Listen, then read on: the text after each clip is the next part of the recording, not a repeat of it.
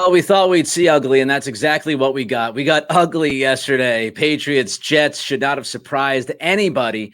We'll get into it. We'll look at offense, we'll look at defense, and we'll talk about somebody who I think needs to be criticized heavily coming out of this game. But first, let's talk about this. There was one surprise from this game, and I thought it was the first half in the Patriots offense and their ability to move the football. I figured, as we talked about last episode on Friday, that this was going to be a struggle for both offenses. I did not anticipate either offense moving up and down the field relatively easy, but that's what we saw really in the first half from the Patriots. They moved the ball against that Jets defense pretty well. Here's my guy, Greg Bedard, on the offense at BSJ. In the first half, Patriots pretty good. They converted 6 of 10 on third down. Now, we did talk about that. The Jets' third down defense against the Cowboys in week 2 was not very good.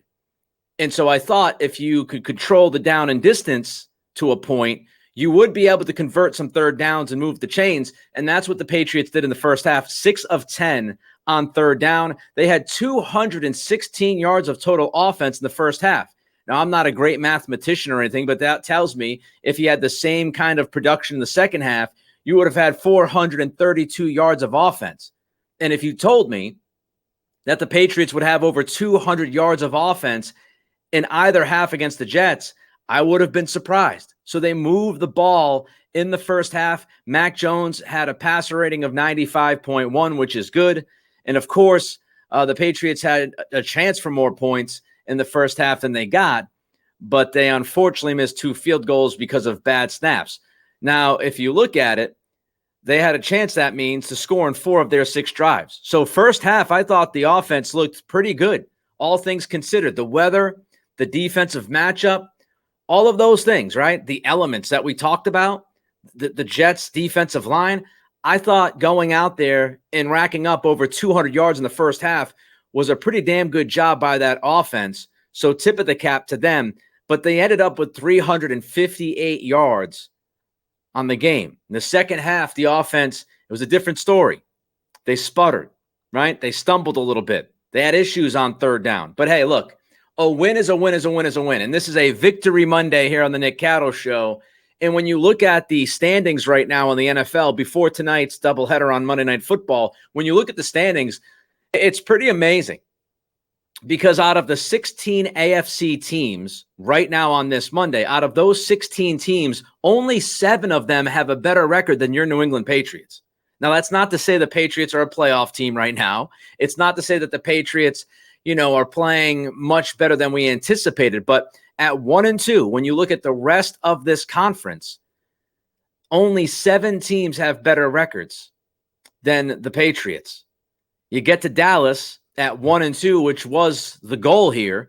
And as I talked about last week, this team has a legitimate shot at being 3-3 after 6 weeks. In the way the AFC is being put together here, assembled record-wise, it doesn't matter what we thought the AFC was going to look like before they kicked it off.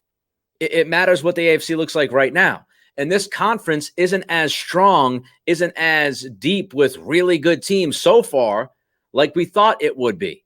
So if you're 3-3 after 6 weeks in this conference, you are in the playoff conversation. You are smack dab in the middle of it.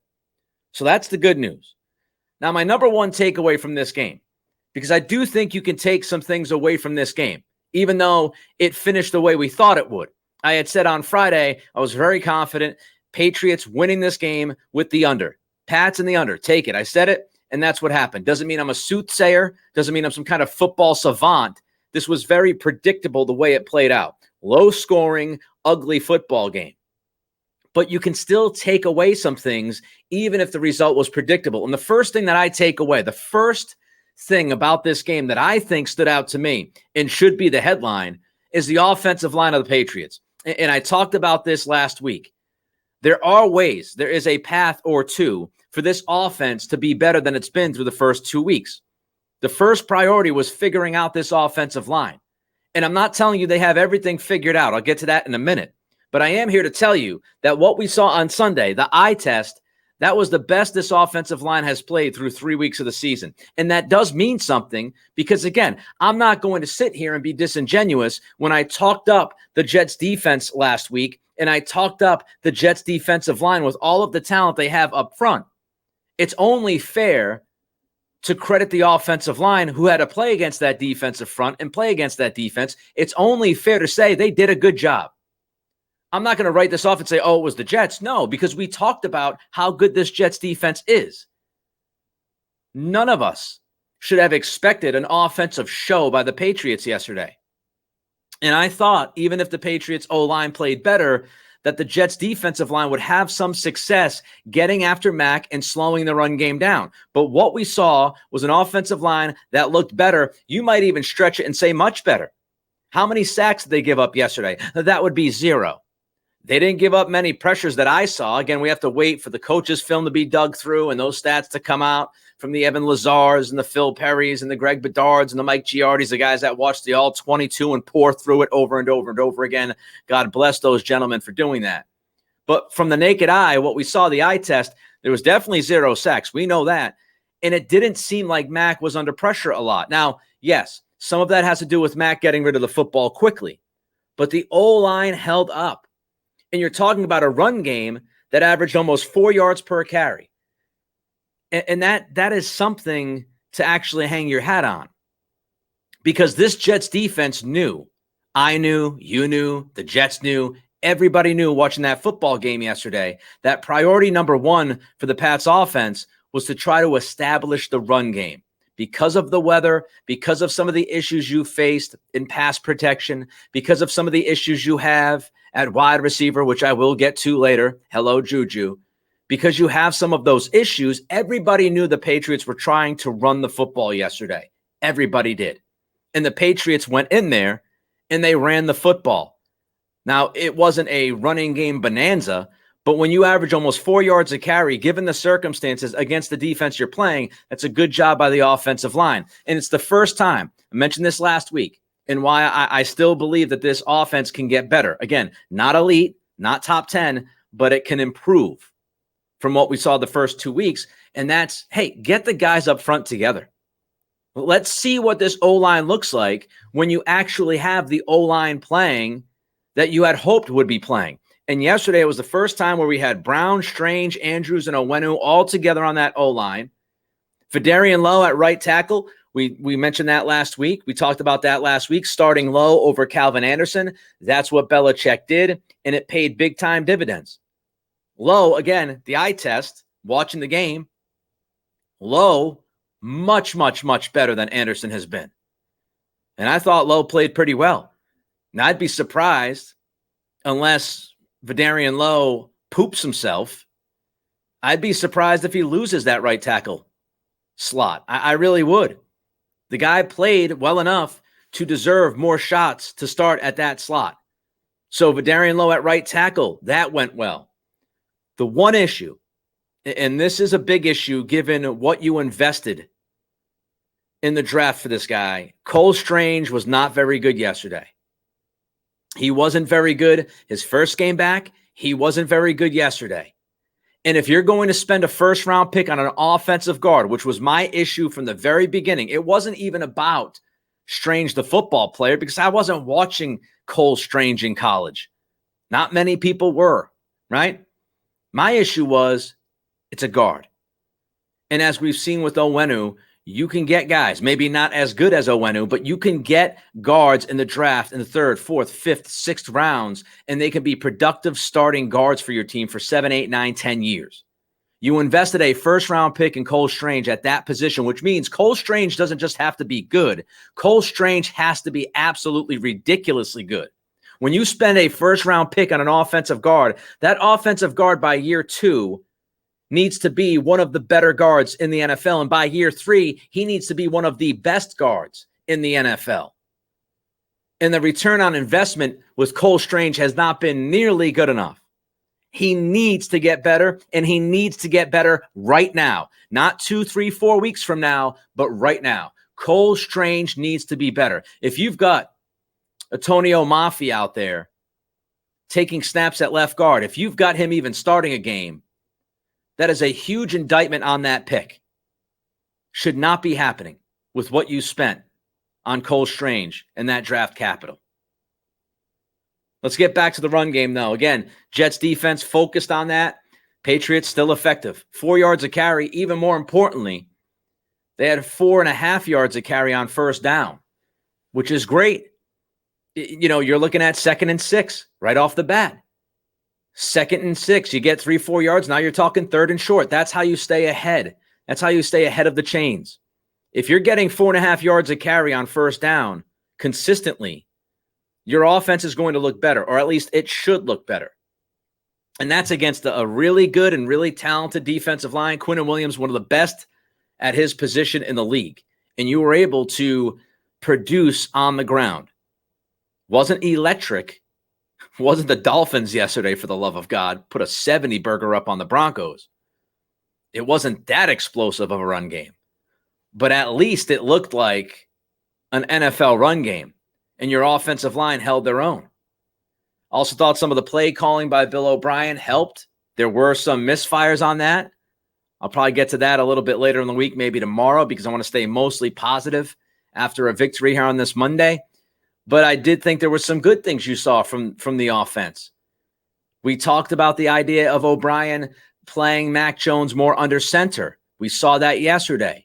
We talked about running the football with power runs instead of these zone schemes and all these other things they've been doing, which haven't been working. We still saw the shotgun runs, which drive me nuts. 1 or 2 of them worked out. The others were just useless. But they played under center more than they have in the first 2 weeks. We saw more play action yesterday than we had in the first 2 weeks. Pharaoh Brown with the touchdown catch, the biggest play of the game, off of a play action, down the seam, which is something I've been pounding through the first couple of weeks. We saw some of that. It was a little bit more unpredictable when under center. It wasn't just run, run, run, run, run. So those were some positives offensively that I took away from the game yesterday. I just want to quickly mention this before I move on to the defense.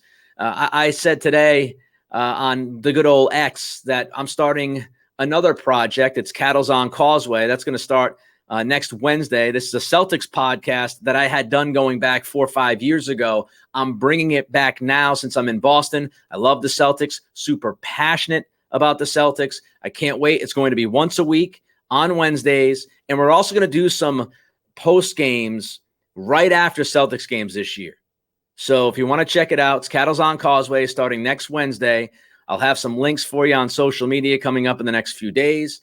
You can follow us on X at Causeway Podcast. Also, don't forget here on the Nick Cattle Show, like, rate, review, subscribe. Every thumbs up we get on YouTube is gigantic for us. More eyeballs. We're trying to build this community, and I'm very happy with the results for the first couple of weeks, but we need to continue to build it up and get more people watching and listening if you are enjoying what you watch and listen here on the Nick Cattle Show. Okay, number 2 takeaway from yesterday's game is that the defense did its job, but not only that, the defense did its job incredibly well.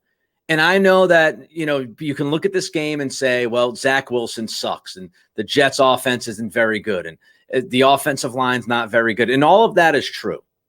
All of it's true.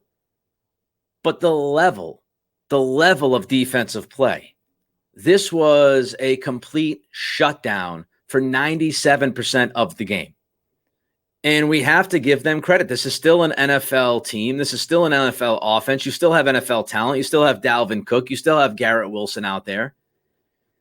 Again, the quarterback, absolutely. I'm not going to sit here and try to say, oh, it was just a spectacular showing and that they just shut down this unbelievable offense. That would not be true. But they played damn well yesterday. And there were some things that you could take away from watching that game about the defense. Number one, the versatility of this defense, the fluidity of this defense, the ability to change schemes week to week, game plans week to week. And we saw that yesterday against the Jets when the Patriots dusted off the old 4-3 base defense on early downs, first and second. The Patriots, they went into that game saying Zach Wilson is going to have to beat us. And obviously, Zach Wilson has yet to beat the Patriots. And yesterday was another example of Zach Wilson peeing down his leg for most of the game. But it shows you the versatility of this defense that they could go to a 4-3, which according to Mike Giardi at BSJ today, they had only played 3 snaps all year in the base 4-3, and that was against Philadelphia the first week of the season. That's a defense we had not seen this year other than 3 snaps. And they went out there and they executed. They went 4-3 base for a lot of the early downs. You also saw Anthony Jennings activated this week. Now, why did that happen? Obviously, Belichick was not very happy with how the team failed to set the edge defensively last week against Miami. Miami attacked the perimeters, and Josh Uche and some others had issues with containing the edge, with holding the edge. Anthony Jennings, if you want to talk about one thing that guy does pretty damn well, and we saw it during the preseason, he plays the edge well. He plays the run well. He can contain it. And so Jennings got some snaps yesterday. I think it was 19, 20 snaps, if I remember correctly. He's out there. He's out there to set that edge to play better against the run, and that's precisely what happened. So these little things that you can do. And the Patriots, their game plan worked. Breece Hall, Dalvin Cook, 20 carries, 36 yards. Ooh. Whew. That's under 2 yards a carry, folks. And I know the offensive line for the Jets isn't great. And again, I know the quarterback's not great. He's not even good. But in an NFL game to give up less than 2 yards a carry, and Breece Hall and Dalvin Cook are pretty talented guys. There is some question about Cook and how much juice he has left. He didn't look like he had a ton yesterday. But most of that's offensive line. You can't work miracles. But under 2 yards a carry, that's even better than I thought we would see. The pass rush was great. We talked about it on Friday. I gave you some of those stats. The fact that the Jets gave up more than 50% pressure against defenses that did not blitz. You saw some of that yesterday, but you did see Belichick kind of throw the kitchen sink at the Jets consistently. You saw Steve Belichick call a number of blitzes. They disguised all of that stuff, and they were getting after Wilson all day long. Let's look at some of these stats because they're crazy. Even if you thought the Jets' offense wasn't good, even if you know that Wilson stinks, you have the Jets averaging under 3 yards a play. Crazy. They were 2 for 14 on third down. Bananas. Patriots had 3 sacks and just a bunch of pressures. Just a bunch of pressures. By the way, speaking of pressures, quickly want to circle back to the offensive line. I just want to highlight this because I forgot to mention it. Trent Brown was spectacular yesterday.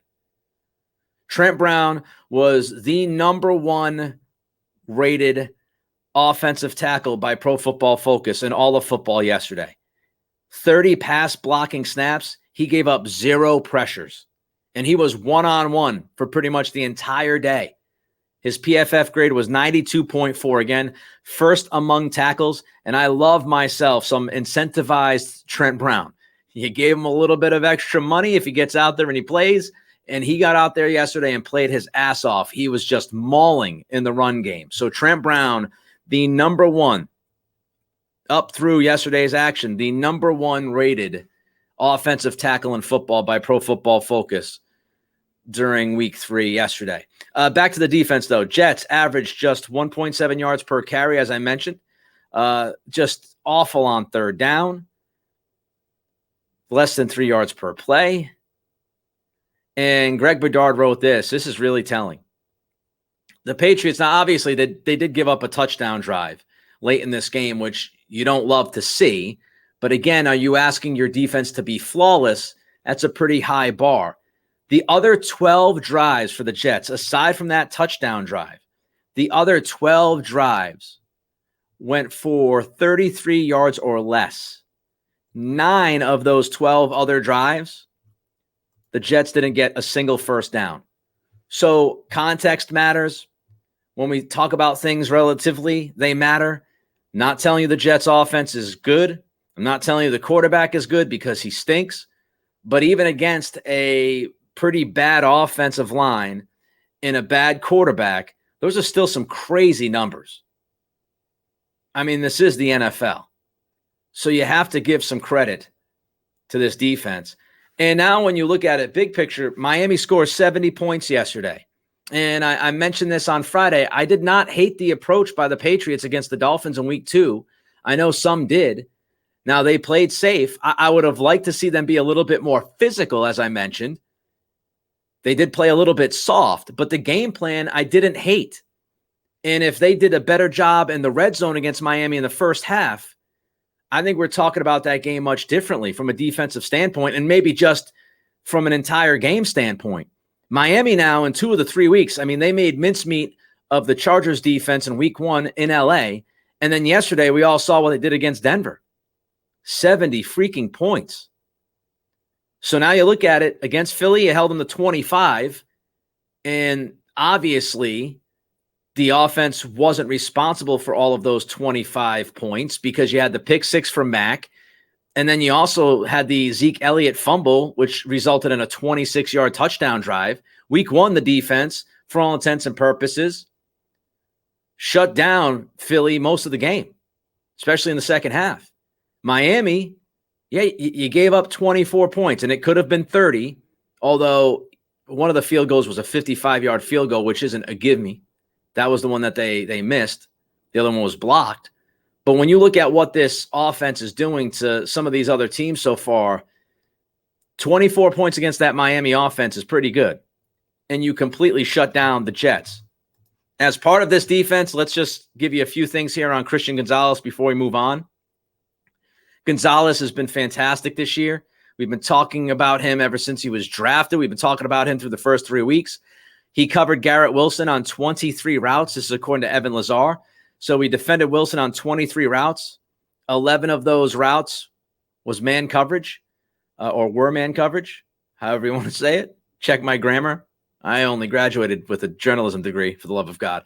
Gonzalez allowed only 3 catches for 18 yards against Garrett Wilson on 5 targets yesterday. Here's another note from Evan. Next Gen Stats.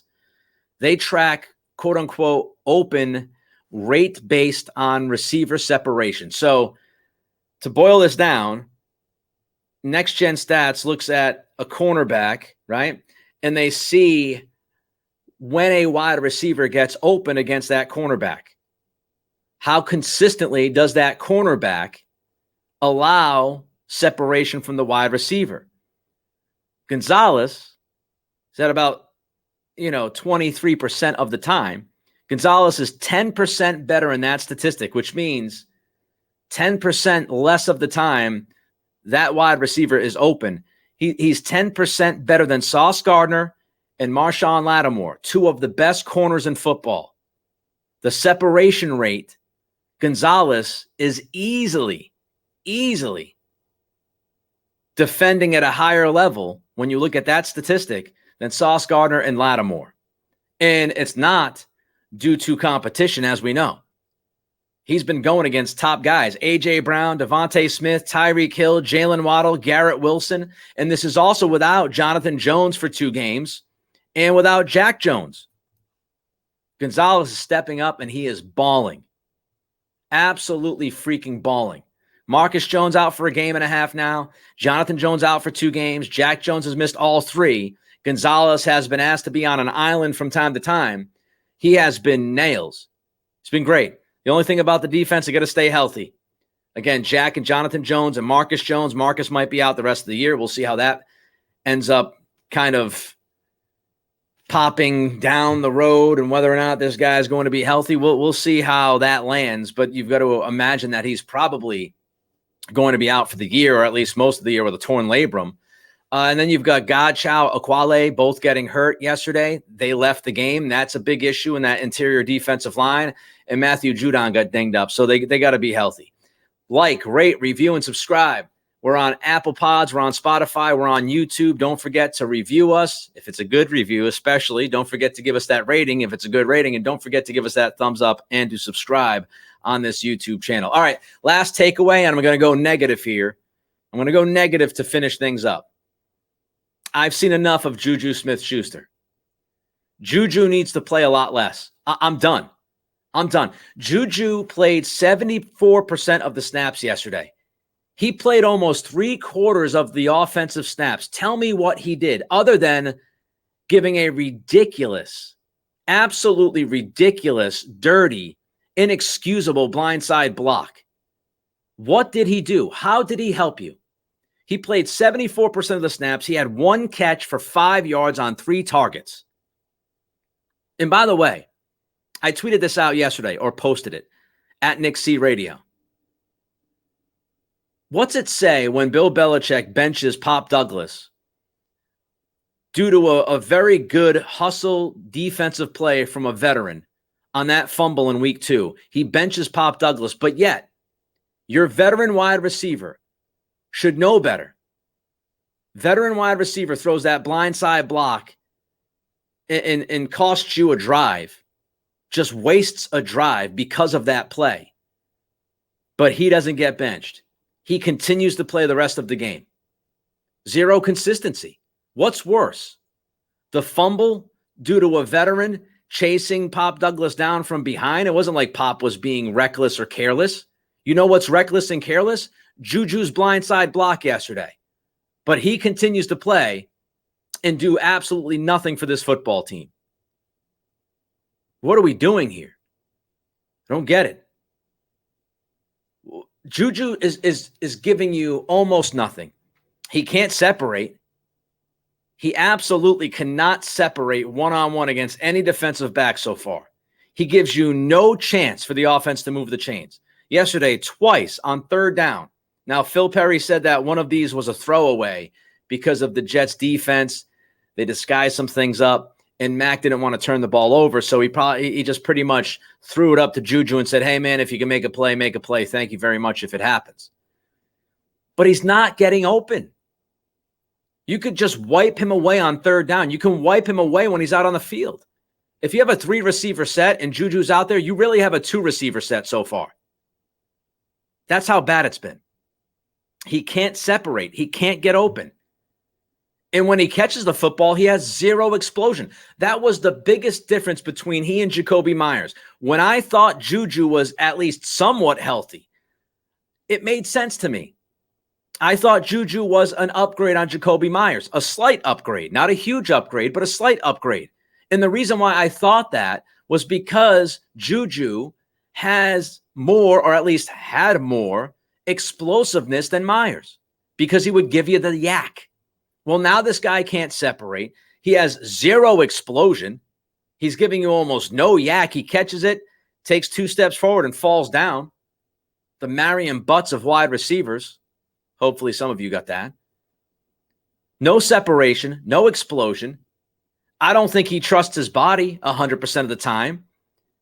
As Mike Reese reported, going back a week or two ago, that 4th and 3 play against Philadelphia, when Juju didn't really run the route correctly against the leverage from the defensive back, Mike Reese came out and said publicly, which tells me there might have been some rumblings behind the scenes, because Reese doesn't just throw stuff up against the wall, as we all know. And Reese was wondering out loud whether or not Juju trusted his knee to make the cut that he needed to make on that route. That's a problem. Constantly reaching at the knee, adjusting at the knee. He doesn't look comfortable. He doesn't look healthy. And frankly, through 3 weeks, and I'm not telling you that he's not going to get better. Hopefully he does. But through 3 weeks, he looks washed. He looks washed. If this was a player on any other team, we'd say he's done, he's dead, he's washed. Maybe he gets out there and plays a few snaps. But you have somebody out there that looks like he's on one leg, blindside blocking people idiotically. You've got that guy playing 74% of the snaps. Please tell me about this team's weapons. When we talk about this offense, and some people try to attack the quarterback for whatever reason, and I keep pushing back saying, tell me about the weapons. Tell me about the weapons on this football team. They needed Pharaoh Brown to make the biggest play yesterday for a touchdown. Their 3rd tight end on the roster. Juju looks washed. Devontae Parker will win a 50-50 ball every once in a while. That's his best quality. Kendrick Brown, okay, Kendrick Brown's a good 2/3 in the league. I feel like a 2B. I mean, Juju looks like he's done. He looks like he's absolutely done. And I hope he figures something out. I don't know, maybe treatment to the knee, maybe with more confidence within the offense or whatever the hell. But he doesn't look like a guy who totally trusts his body. He's getting no separation. He's never really been a super separation guy at wide receiver. He's never really been that kind of guy for the last few years at least. But he did have that explosiveness once he caught the football. He'd be able to turn a 5-yard pass into a 15, 20-yard gain. But he doesn't have that explosion. So no separation, no explosion, doesn't trust his body, and he's playing 74% of the freaking snaps. Pop Douglas played 24% of the snaps yesterday. Why is Juju Smith-Schuster playing 3 times more snaps than Pop Douglas? And I'm not telling you Pop Douglas is perfect. But we're at the point now where you've got to bank on a 6th-round pick in Pop Douglas that he can give you some consistent production. Because I just don't see it with Juju. And even if you want to continue to give Juju a shot, there is absolutely zero reason you can give me why that guy should be playing 75% of the freaking snaps on any Sunday or Monday or Thursday. No reason. It's time to get Pop Douglas some more snaps. I think he played 17 yesterday. And you just can't help but look at it and say, would Pop Douglas be playing 24% of the snaps if Bill Belichick gave Pop the contract he gave Juju? Of course not. If Juju wasn't the prized, quote unquote, the prized acquisition offensively this offseason, if Juju wasn't that guy, if you didn't replace Jacoby Myers with Juju, which so far it looks like one of the worst moves Belichick has made as a GM, but if you didn't go out and sign Juju to replace Jacoby Myers, do you think Juju's playing 74% of the snaps yesterday? I don't. Belichick is trying to give himself, he's not just trying to give Juju a chance over and over and over again. He's trying to give himself as a talent evaluator a chance. He's trying to prove to the football world that he didn't screw the pooch by letting Jacoby Myers walk and sign Juju Smith-Schuster, who looks completely washed through 3 weeks. He's trying to justify that move. That's what's happening to me, because there is really no reason why Juju should be playing 74% of the snaps in any game right now. He should not be playing 3 times the snaps that Pop is playing. If the roles were reversed and Pop Douglas was the guy who was given the money, Pop would be playing 74% of the snaps. They've got to make some decisions on Juju soon. If this doesn't turn around quickly, I just don't know how much you can have him out there on the field. He is killing this offense at times. Like, rate, review, subscribe, Apple Pods, Spotify, YouTube. Thanks to everybody who has spent some time with us so far through the first 2 weeks plus of the Nick Cattle Show. We'll continue to roll tomorrow. I want to talk about Bill Belichick's approach in some of these games, some of these moments. I want to talk about that. We'll also have much more. Until then, be good, be safe, be healthy, and have some fun.